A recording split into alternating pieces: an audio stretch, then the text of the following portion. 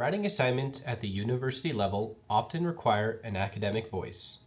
There are certain aspects of academic voice that are more formal than everyday conversational speech. Typically, academic voice avoids informal language and utilizes an authoritative tone. Sometimes when someone speaks their opinion, they use an I statement at the beginning of the sentence. This allows the person listening to know that it is that person's belief.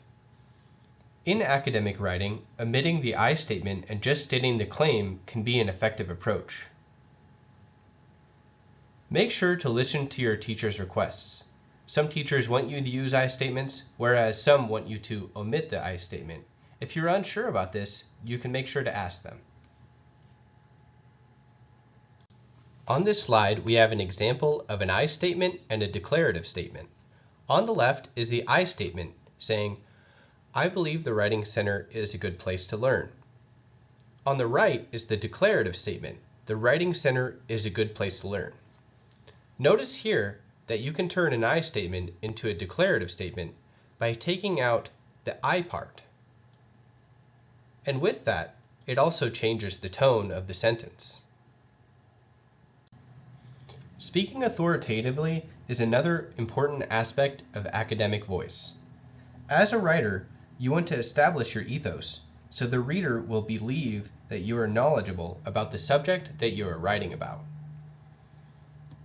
Avoid using statements that show doubt and avoid self-deprecating comments about your lack of knowledge. That is because your objective should be to boost your ethos and show that you have a wealth of knowledge about the subject that you're writing about. To be more authoritative, support the statements that you make with evidence.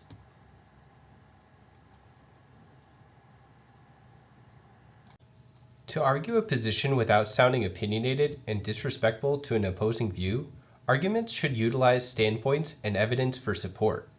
Counter-arguments are also important because they show the reader you understand and respect multiple sides to an argument.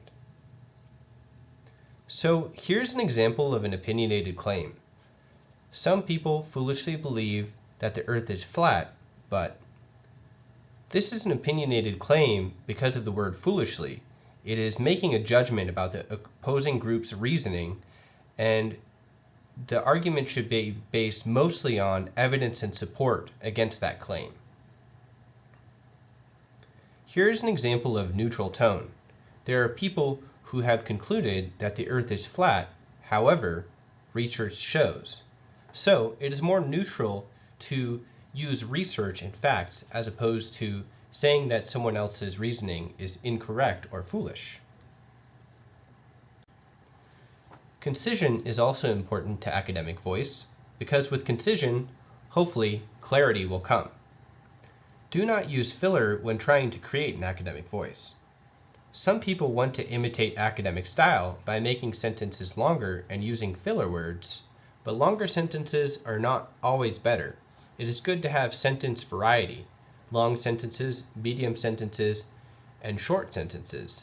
Ultimately, when you're writing, clarity should be one of the highest goals in mind.